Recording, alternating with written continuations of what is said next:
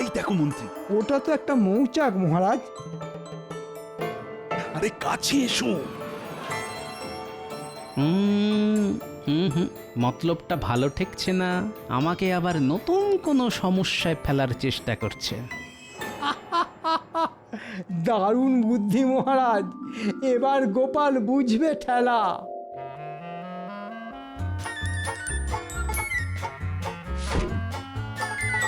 সর্বনাশ! মহারাজ আগেই ছুটে পালিয়েছেন গোপাল, এবার ভাবো তুমি কি করবে।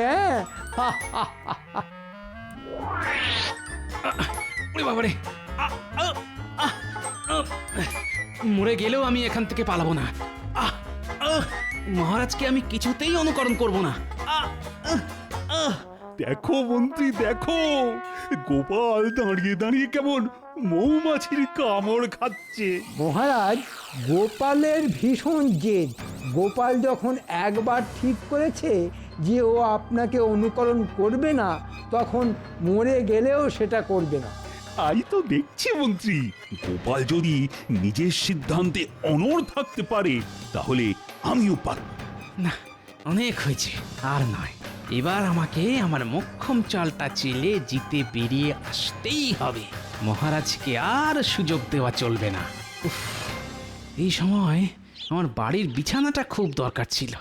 একেই সারা গায়ে ক্লান্তি, একটু জমিয়ে ঘুম দিতে পারলেই বুদ্ধিটা খুলে যেত।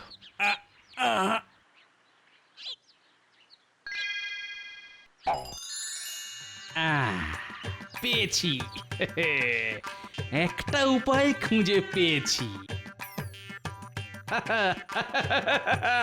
দেখুন মহারাজ, দেখুন, মৌমাছির কামড় খেয়ে গোপাল পুরো পাগল হয়ে গেছে, তাই পাগলের মতো হাসছে। না না না, আমি পাগল হইনি। পাগল তো হবেন আপনারা। কেন কেন আমি পাগল হব কেন? কারণ আপনি একটু পরেই আমাকে অনুকরণ করবেন, আর কথা মতন আমি জিতে যাব। তারপর রাজ্যে ফিরে আমি এই মাসের দ্বিগুণ বেতন নিয়ে নাচতে নাচতে বাড়ি যাব। ঠিক বলেছ মন্ত্রী, গোপাল সত্যি সত্যি পাগল হয়ে গেছে। কি সব পাগলের প্রলাপ বকছে দেখো। তাই তো দেখছি মহারাজ। তবে এইবার দেখুন গোপালের বুদ্ধির জোর। কারণ গোপাল এবার চালবে তার মোক্ষম চাল। আমি বসে বসে পায়ের উপর পা তুলে এমন কাজ করব যেটা দেখে আপনি আমাকে অনুকরণ করতে বাধ্য হবেন মহারাজ।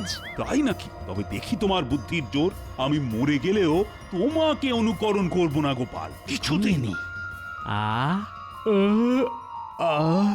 কি আরাম, বড্ড ঘুম পাচ্ছে। হাই তুলবেন না মহারাজ, হাই তুললে তো গোপালকে অনুকরণ করা হয়ে যাবে। তাই তো। হয়তো আপনাকে তুলতেই হবে।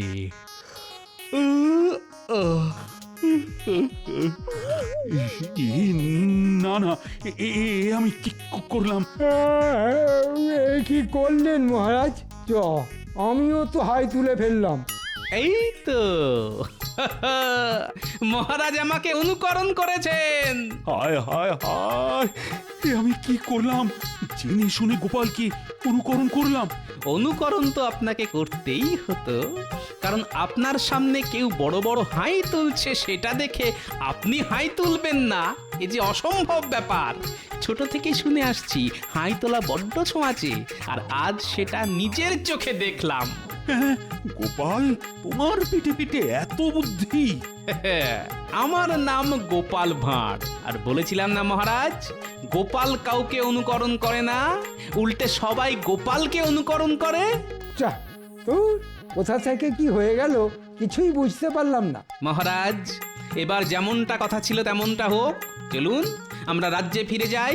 দ্বিগুণ বেতন নিয়ে আমাকে একবার বাজারে যেতে হবে। তাই হবে গোপাল, তোমাকে যখন একবার কথা দিয়েছি তখন কথা আমি রাখবই। আর আমি জানি লোহা ফেলে রাখলে জং ধরে যায়, কিন্তু গোপাল ভাঁড়ের বুদ্ধিতে কোনোদিনও মরচে ধরবে না।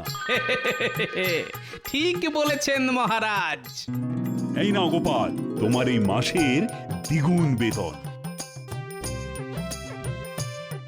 ধন্যবাদ মহারাজ, এইবার আমি চলি।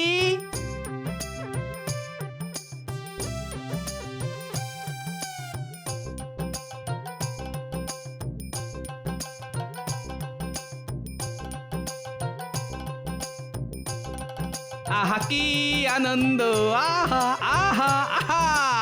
আহা কি আনন্দ, আহা কি আনন্দ।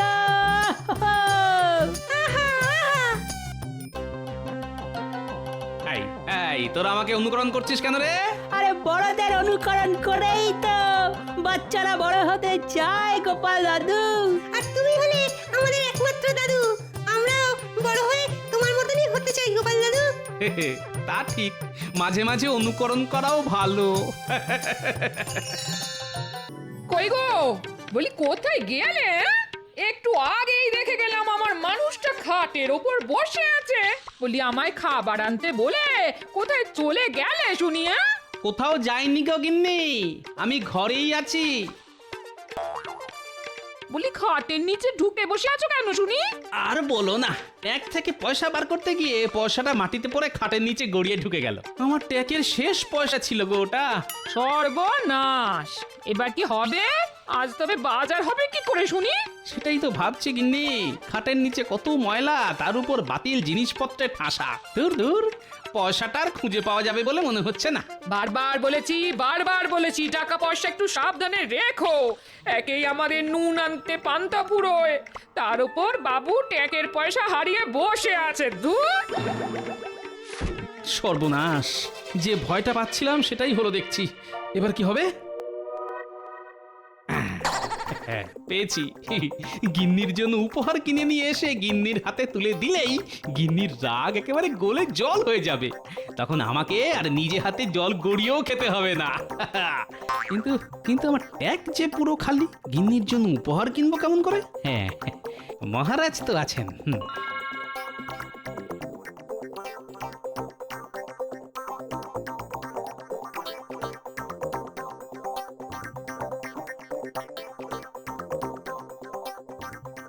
ওরে বাবারে, আজ সূর্য কোন দিকে উঠলো মহারাজ? কেন কেন হঠাৎ এই প্রশ্ন কেন মন্ত্রী? দেখছেন না মহারাজ, গোপাল আজ সঠিক সময়ে রাজসভায় চলে এসেছে। তাই তো দেখছি। কি গোপাল, আজ সময় মতন রাজসভায় চলে এলে যে? গিন্নি বুঝি তোমাকে বাড়ি থেকে তাড়িয়ে দিয়েছে? আগে ঠিকই ধরেছেন মহারাজ, তাই আমি আপনার কাছে এসেছি মহারাজ। যদি কিছু পয়সা হবে না।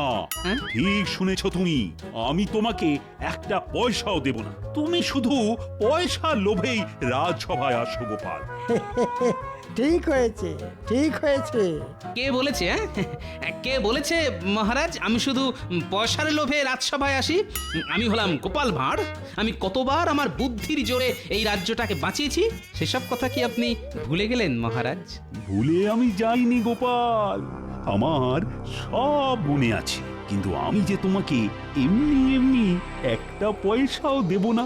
দেওয়ার আগে একবার তোমাকে বাজিয়ে দেখে নেব তোমার বুদ্ধির ধার আগের মতোই আছে কিনা। মহারাজ, আমি বলি কি, আপনি গোপালকে এবার রাজসভা থেকে বহিষ্কার করে দিন। গোপালকে বসিয়ে বসিয়ে আর কতদিন বেতন দেবেন? ঠিক বলেছ মন্ত্রী, ঠিক। গোপালের বুদ্ধির জোর আর আগের মতন নেই। আগে গোপাল নিজের বুদ্ধির জোরে সব নতুন নতুন কাজ করত, আর এখন আগে এটা আপনার ভুল ধারণা মহারাজ।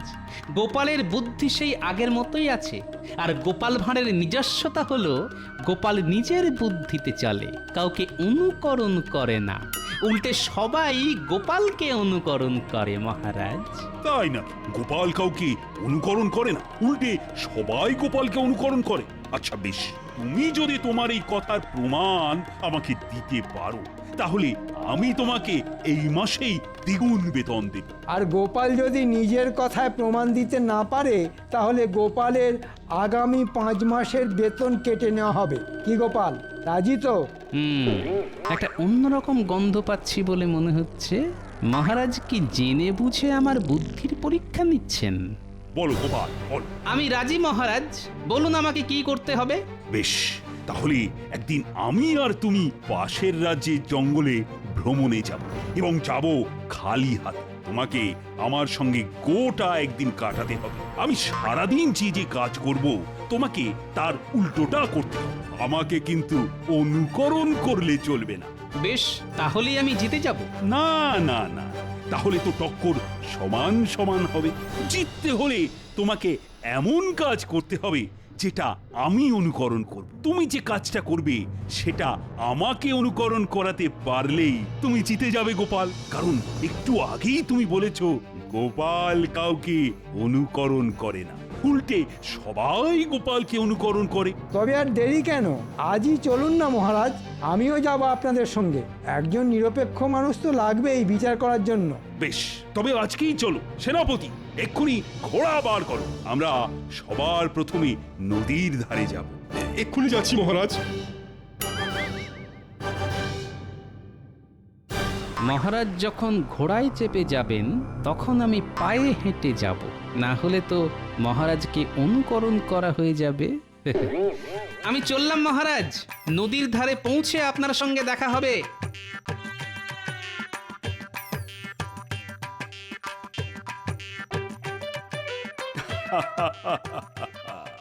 এবার দেখব গোপাল তোমার বুদ্ধির দৌড় কতটা।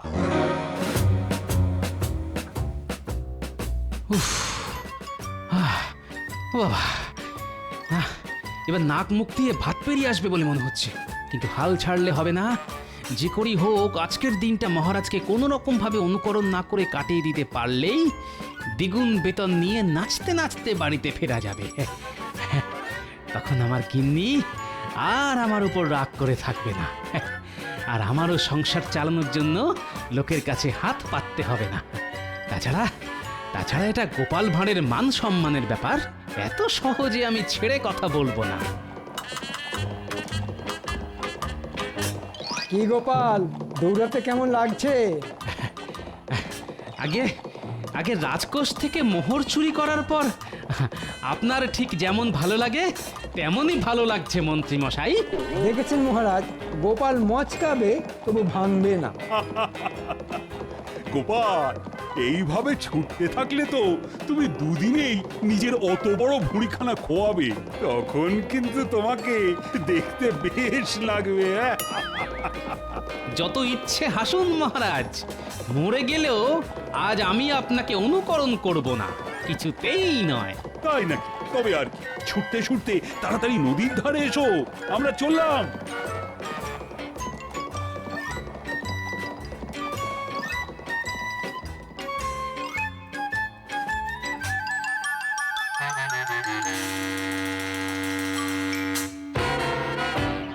মহারাজ, বলো মন্ত্রী।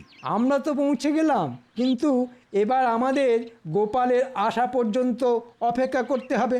তা তো হবেই, আর গোপাল আসলেই আমি নৌকো করে ওপারে যাওয়ার কথা বলবো। আমরা নৌকা করে ওপারে যাব, তাহলে তো গোপালকে সাঁতার কেটে ওপারে যেতে হবে। হ্যাঁ, তাই তো আমি আগে থেকে গোপালকে কিছুই বলিনি মন্ত্রী। আজ গোপালকে হারিয়ে তবেই আমি প্রাসাদে ফিরব, তুমি দেখে নিও।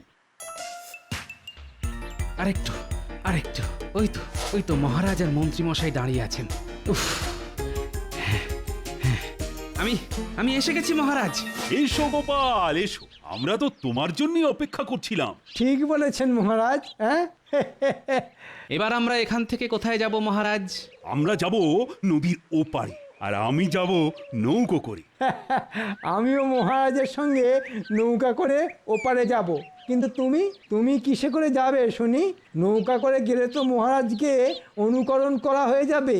ও, এইবার বুঝেছি মহারাজ কেন নদীর ধারে এসেই আমাকে ওপারে যাওয়ার কথাটা বললেন। ঠিক আছে, হোক কষ্ট, আমি কিছুতেই হার মানব না। আজ আমি দ্বিগুণ বেতন নিয়ে তবেই ঘরে ফিরব। কি হলো গোপাল, আরে কি ভাবছো? অনেকদিন নদীর জলে সাঁতার কাটা হয় না মহারাজ, তাই আমি সাঁতার কেটে ওপারে যাব ভাবছি। বেশ বেশ, তবে আর দেরি করো না, এক্ষুনি সাঁতার কাটা শুরু করো, না হলে যে আমাদের আবার ওপারে গিয়ে তোমার জন্য অপেক্ষা করতে হবে।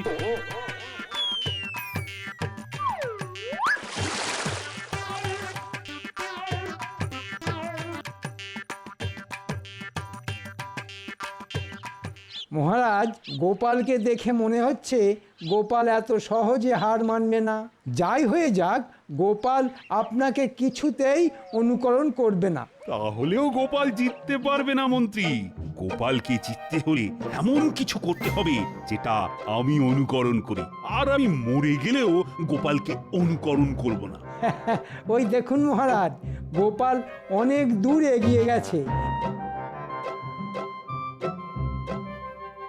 এবার আমরাও যাই, চলুন। হ্যাঁ হ্যাঁ, চলো চলো।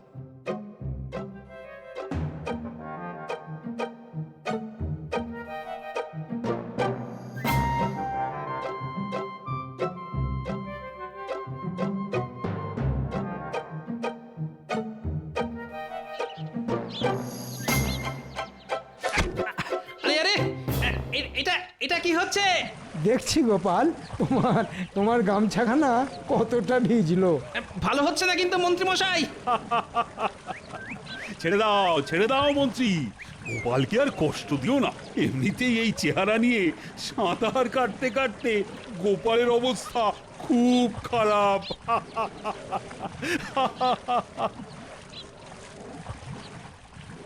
হাসুন হাসুন, যত খুশি হাসুন, এরপর যে আপনাদের কাঁদতে হবে।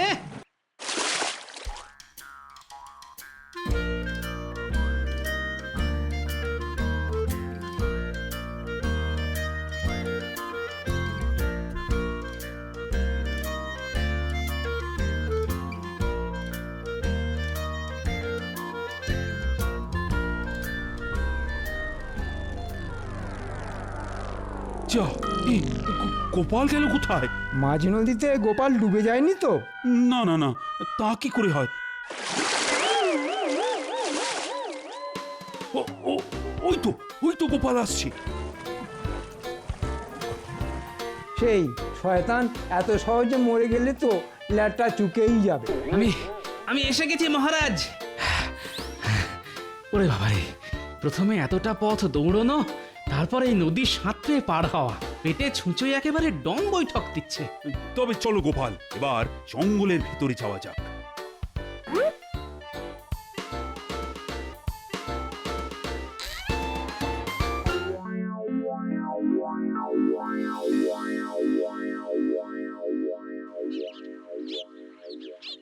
মহারাজ, এবার আমরা কি করব? অনেক দূরের পথ পেরিয়ে এই জঙ্গলে এসেছি, তাই আজ আমরা সন্ধে পর্যন্ত এই জঙ্গলেই থাকবো। মহারাজ, সকালে তাড়াহুড়োর চোটে বাড়ি থেকে কিছু খেয়ে আসতে পারিনি।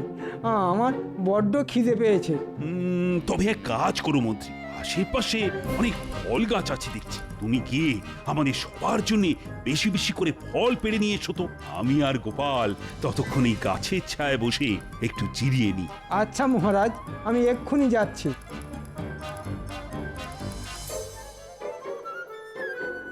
কি হলো গোপাল, আরে দাঁড়িয়ে কেন, বসো। আগে আমাকে এত সহজে বোকা বানানো যাবে না মহারাজ। আমিও যদি আপনার মতন গাছের ছায়ায় বসে পড়ি, তাহলে আপনাকে অনুকরণ করা হয়ে যাবে, আর সেটা আমি কিছুতেই করব না। বেশ, তবে দাঁড়িয়েই থাকো আর কি।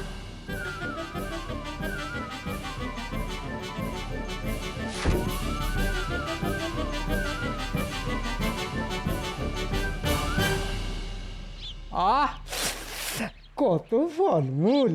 যেদিকেই তাকাই সেদিকেই পাকা পাকা ফল। কিন্তু এর একটাও আমি গোপালের পেটে যেতে দেব না।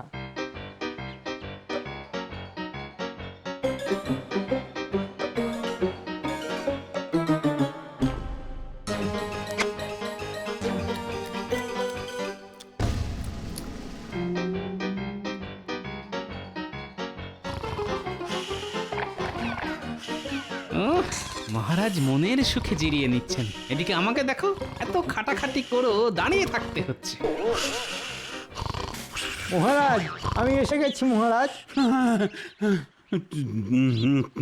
তাই তো, আরে বাহ, অনেক ফলমূল সঙ্গে করে নিয়ে এসেছো দেখছি তুমি মন্ত্রী। আগে এগুলো সবই আপনার জন্য মহারাজ।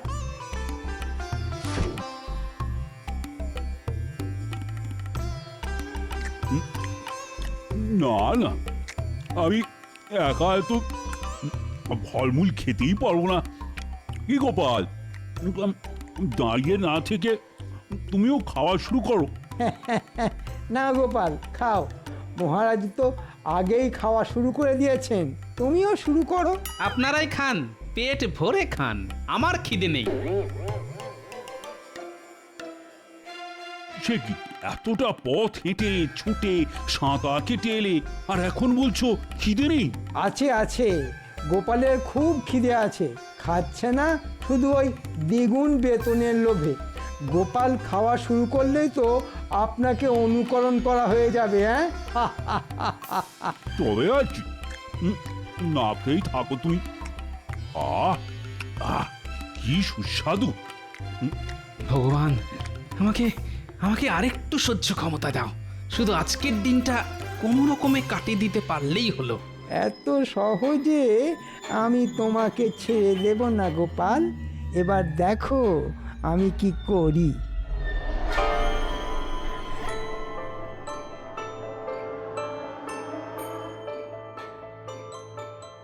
মহারাজ, বড় মন্ত্রী। সকাল থেকে তো অনেক চেষ্টাই করলাম আমরা, কিন্তু গোপালকে তো কিছুতেই অনুকরণ করানো গেল না।